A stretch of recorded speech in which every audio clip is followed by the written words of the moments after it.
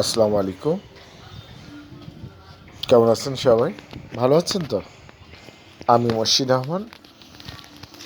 কোথায় থাকি আজকে আপনাদের দেখাবো, চলুন।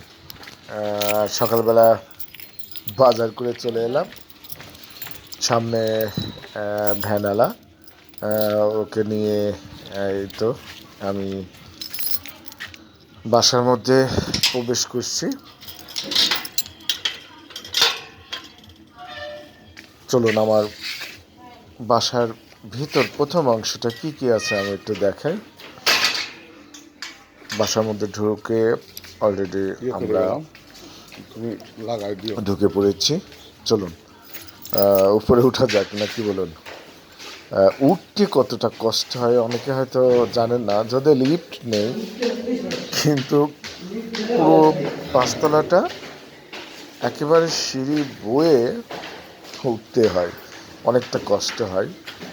সকালবেলা ঘুম থেকে উঠে 9টার দিকে অফিসে যাওয়া, সেটাও সিঁড়ি বয়ে নেমে, আবার দুপুরবেলা খেতে আসি যখন বাসায়, তখনও সিঁড়ি বয়ে উঠতে হয়, ঠিক এইভাবে পাঁচতলাতে। আবার সেটা খেয়ে দিয়ে আবার নেমে অফিসে যেয়ে বিকেলের দিকে যখন আবার বাসায় ফিরে ক্লান্ত অবস্থায় এসে তখনও আবার সেই সিঁড়ি বয়ে পাঁচতলাতে উঠতে হয়। এক কথায় দুই পায়ে প্রচণ্ড কষ্ট হয়, করার তো কিছু নেই।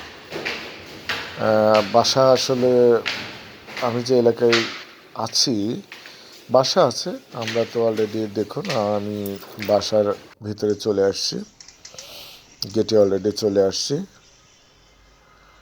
এই তো এটা আমার হলো বেলকনি, আপনারা দেখতে পাচ্ছেন বেলকনির দৃশ্যটা।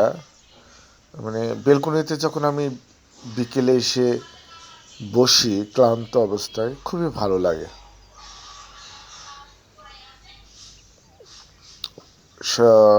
ফ্রেশ হয়ে কিছুক্ষণ বিকেলে আপনার বেলকনিতে বসে থাকি, চারপাশটা দেখতে বেশ ভালো লাগে। সূর্য ডুবা ডুবা অবস্থা দেখুন, একেবারেই বিকেলবেলা, আর একদিকে লাল বেলা ডুবে যাচ্ছে। খুব চমৎকার একটি দৃশ্য আমার বেলকনি থেকে দেখা যায়, ভালো লাগে। কিছু ফুলও দেখতে পাচ্ছেন আপনার মনে হয়।